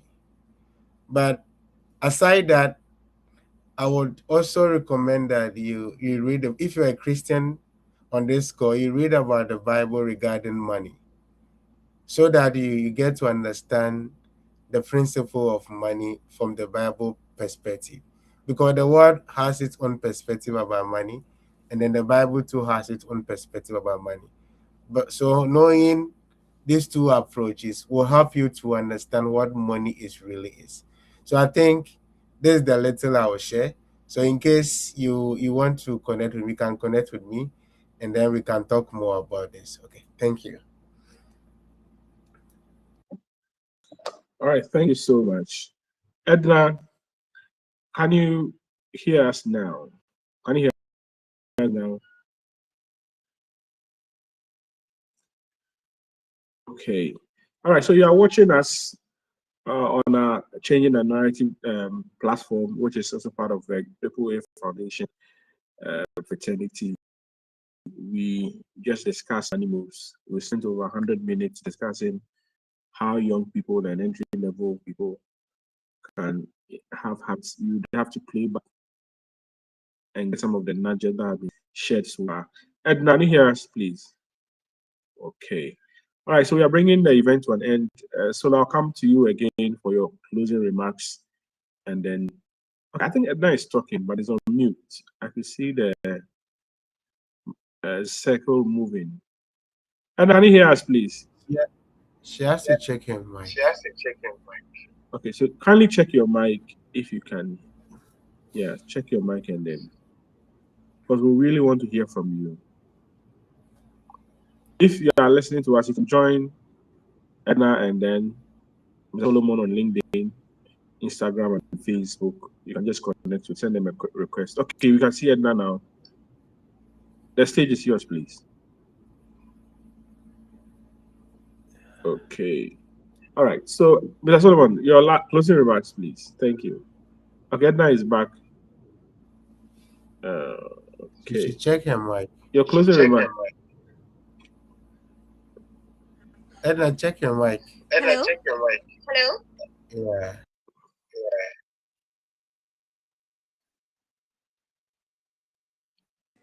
Hello?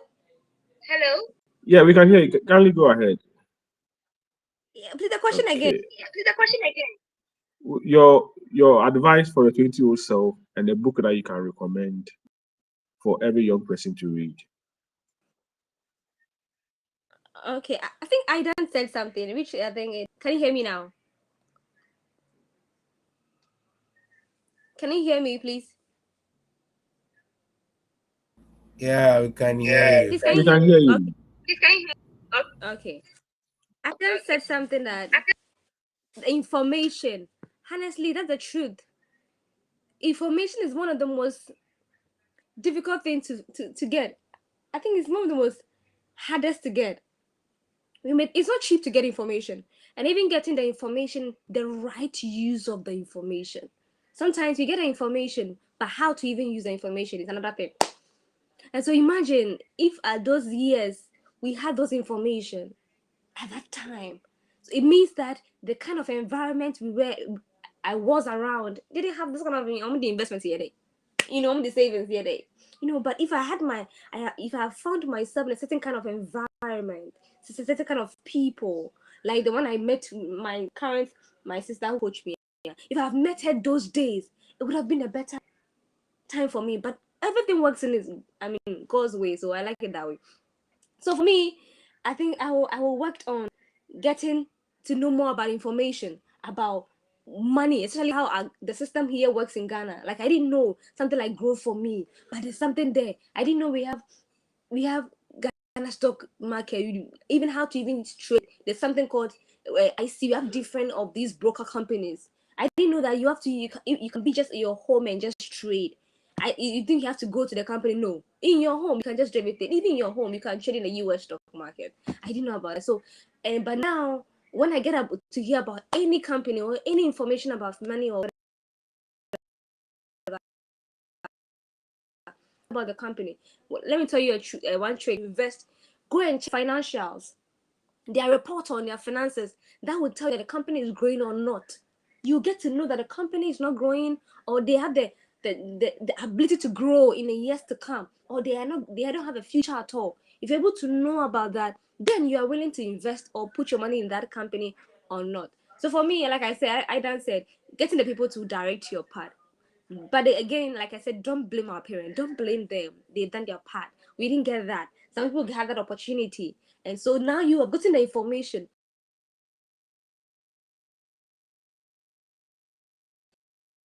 You don't have to feel the people looking up to you. This thing, they don't want to take the thing is difficult. And I want to share something with you. Don't be too familiar with people.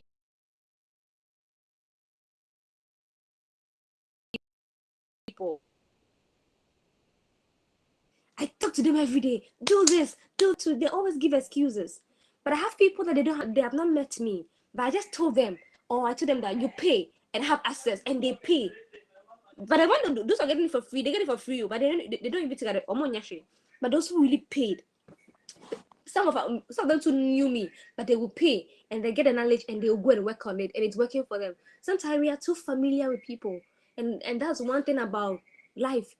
One protocol to greatness is that you don't have to be too familiar with people. You have to know that you look beyond people and get what you're supposed to get from them. And so sometimes if I'm teaching you about money, you don't take it. Edna, there. I mean, anything about money. But I thank God that I have gone through the mail. I have gone through the race that is from zero to somewhere. So I can tell you something small that somebody might not tell you. You might not get it anywhere unless you have to pay somebody or social media to get it. But these social media companies, they will not tell you the right thing. They might not even tell you go deeper. But I can tell you what to do. I can tell you the companies you can go and research on it and go and work on it. But they might not take it. But for me, so that's something that I wish I learned. Get to know the right people. that will open my eyes to certain things, and I will boom. I will not waste time on it. I'll just go straight on it and put all my own. And because of course life is always a risk. And of course the books, like I said, how heaven invades our finances. It will tell you how money works and how as a believer you should understand money. If you understand money, you will not be sleeping and be thinking about money. And of course, let's talk about. I think there's a book on the richest man in Babylon, right? Yeah, I think that's also one book that, and I know most banks operate with that book. That book will tell you that pay yourself first. So it's like tithe, pay yourself first.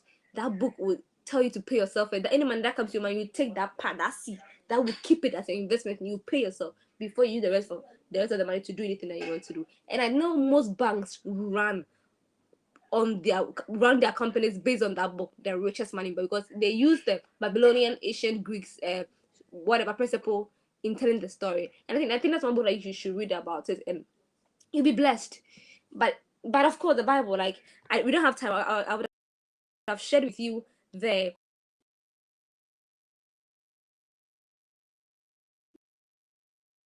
are 7 biblical. I'll share with you the 7 of the lessons, the scriptures. Then you go and sit down with it. You read it, you pray with it, and then from there you move. You have to be vulnerable. So let's go. 7 biblical money lessons no one talks about. 7 biblical money lessons no one talks about. I have it in my book for a very long time. 1, the Bible talk about it. God said it in the book of Deuteronomy chapter 8 verse 18. Deuteronomy chapter 8 verse 18. It says what? But remember that the Lord your God, for it is He who gives you the ability to produce wealth. So money isn't a miracle, it's a partnership. God gives you the ability to produce what? God will give you a skill, like Adam said, a side hustle. Then you get money from it. God will give you ideas to run a business. Will give you something, and then you go and put your value into use. So get the scripture and run with it. And then again, it's telling you that stop praying for money alone and start praying for wisdom, how to use my wisdom to build your system or to build the money that comes into your one. So if you have wisdom, when you get your dividends, when you're getting more money, you know how to put the money. You know that, oh, I can't put my money on stock market because it can crash, so I can buy gold. I can put my money in this trade. I can do this. That means you are diversifying your portfolio so that tomorrow when there's a grasshopper on your stocks, the other one will not be, your cryptos will be okay. You don't put all your eggs in one basket. That is what it's telling you. So have wisdom so that you know about how to go about your money life. And of course, the second money lesson is that Matthew chapter 25 verse 29. Matthew 25 and 29. It says that to those who use well what they are given, even more will be given. That is the rule of life. Stewardship attracts multipliers. If I give you 10 cedis, you use the money well. Next time when I come, I'll give you 20 cedis. That's the rule of life. So please, if you cannot handle the 1K well wisely, God won't trust you with 10 million or 100 million. So please take note of that. Let your money grow. Let your investments grow. Let the savings grow.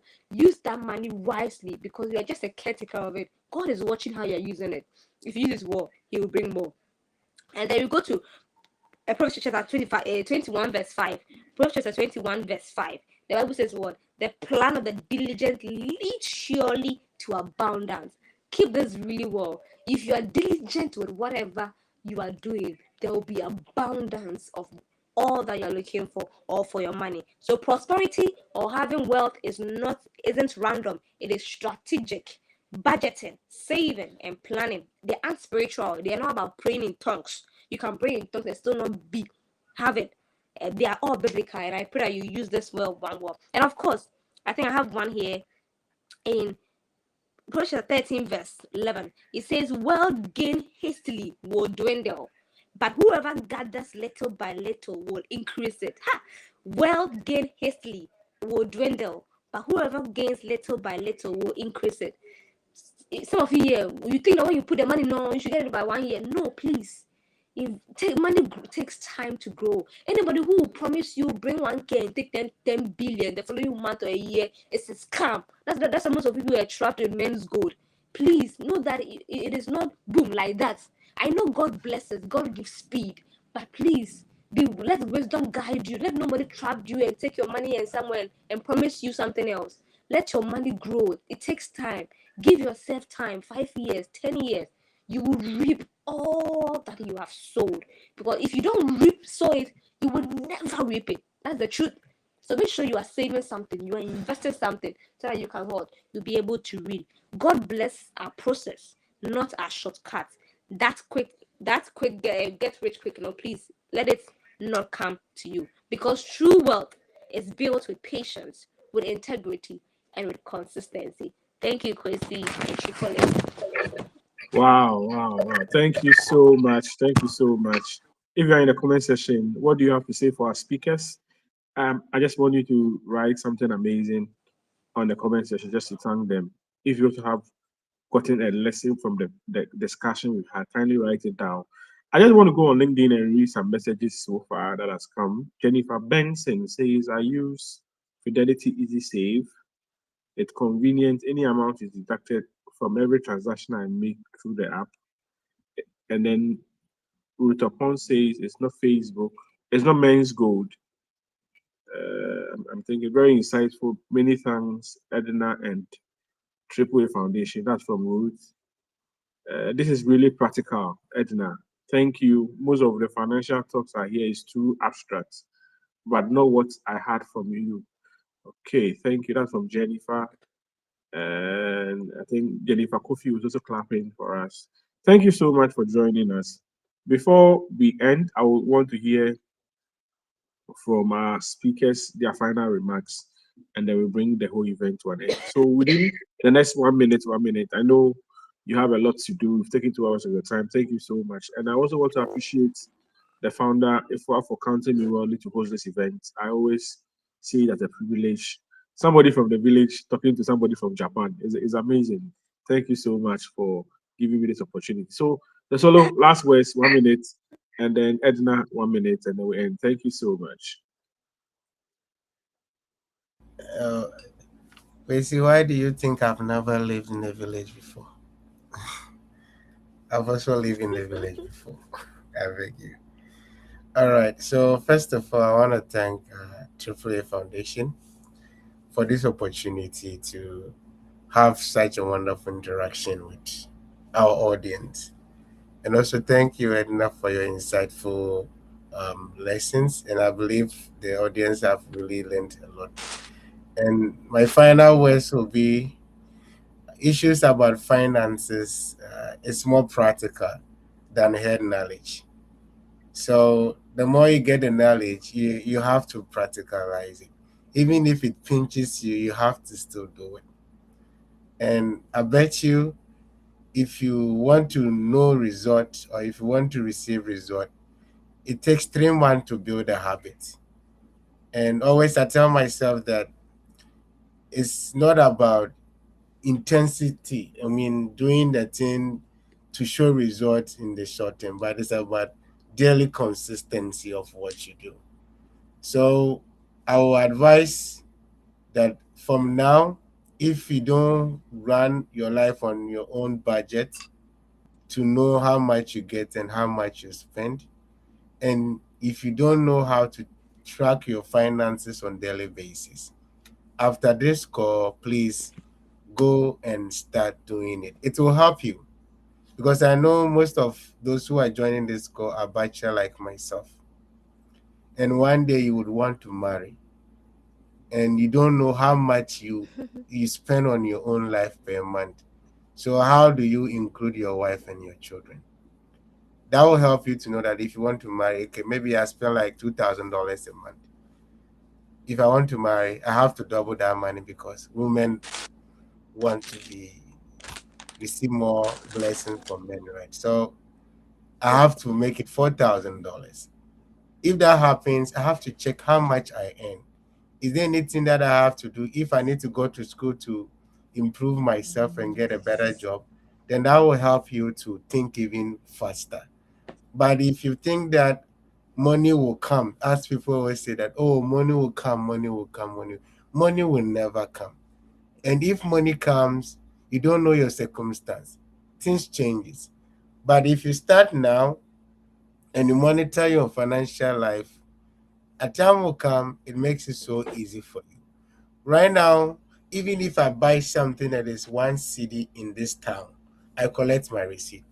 And when I come back, I log in my account because I want to be my own personal accountant. You get a point?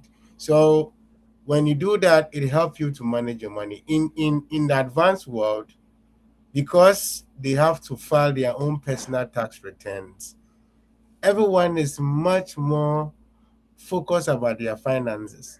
Because if you don't file your returns, you'll be in danger.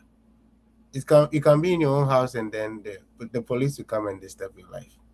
So I want to advise our brothers and sisters who are living in Ghana and other parts of the world that the time is now for you to take your finances very critical. And then with the issue of investment and how much you can save, I will advise that number one, check your financial status. Then start from somewhere. If Edna said if 5 cedi or 10 cedi is what you can save, start now. By the time God blesses you with more finances, it is easy for you to increase your savings or even increase your investment. But if you don't start now and you are waiting till maybe in the future, thinking that situation will change, it's very difficult for you to invest or even save. And then lastly, as Paul will say, whatever that you have heard, make sure you put it into practice. So whatever that you've learned from this session, just go and sit down and then put into practice. So thank you. Thank you so much. Thank you so much. Edna, last words in 1 minute. Yeah. Bible says he wished that we prosper and even our soul prosper. I'm not saying you have to be a millionaire or billionaire by force. No, God wants us to be okay. He was so that you can take care of yourself, take care of others as well, and take care of the nations and the world. That's the aim of all of us, to be able to take care of ourselves, our immediate family, and strangers, and be able to help the kingdom of God. And so God wants that for you. So you have to be able to know that because he is thinking that about you, you make sure that you also live according to that. He wished that we prosper. God mentioned finances in the Bible more than anything else in the Bible. Yes. That means, and he said that the poor and the rich you will always have with you. The poor and the rich, that scripture alone should change you, would deliver you right now. The poor and the rich will always be with us. That means the poor will always be with us. So the only thing that would differentiate them is how they see the vision. What can you see? What can you do? The thing you are doing. So find something to do with your hands. If you don't get a skill, get a job to do. When you get a job, that's all value. There's value. You get money from it. That's how you can survive. And then pray for favor. When you have favor, you can get help. Favor is good. So that when the favor comes and then it comes with plenty of opportunities and the money, you know how to go use those monies. Before you those things, understand how money works according to principle. If you don't know how to put your money to use, God will not bring you more. So be diligent in that job, in that one city. Learn more, read. We have a lot of information at our disposal, but we are not taking advantage. People are now going to read and to bring the information to us. Lately, I've heard that Saudi Arabia has opened their stock market for other countries to now have access. Yes, today I registered for a Dubai webinar just to join and know how I can benefit from that. Musical draw you, but I'm preparing. I will get there. If you don't take the effort, God will not bring the provision. Thank you. Thank you so much, Edna. We are very grateful to have you. Once again, this Triple A and our mission and our vision is to contribute to a world where every individual, regardless of your background, can aspire to live a fulfilling and empowered life. So if you are joining us, this is Triple A once again coming to you. Triple A, we are driven with three core values. The hope, the belief, and the ability for you to live with dignity. This has really guided our mission to empower, to support and create a lasting change in the life of those we serve, especially in the marginalized community. We believe that with the hope that we are giving you and the belief in yourself that you can do everything, this will give you an opportunity to live a better life every where you can unlock every form of potential so that you can also live in a way that you can contribute to the success of others. Thank you so much for joining us. Want to thank our founder for the vision so far. So far, we've been fulfilling, we've touched lives, and we are using this opportunity to also introduce you to our work. If you want to join, volunteer, and donate, we have a lot of programs coming up. We have Empower Hair, we have WeRise, the Street Exodus. If you want to join, kindly go to our website and donate towards our cause. Thank you so much. We'll be bringing you more of such events. And if you see our flyer, if you see our post, kindly like and comment. We are here to serve you and make sure, regardless of your background, you will live to your full potential. Thank you, Mr. Solomon, for spending your time with us. Thank you, Edna, for spending your time with us. Thank you, Ifa, for this organization and then for choosing us. And to the volunteers of AAA, thank you for all that you do. Let's continue to do more and to empower our generation. Thank you so much. You hear from us again. Bye bye for now.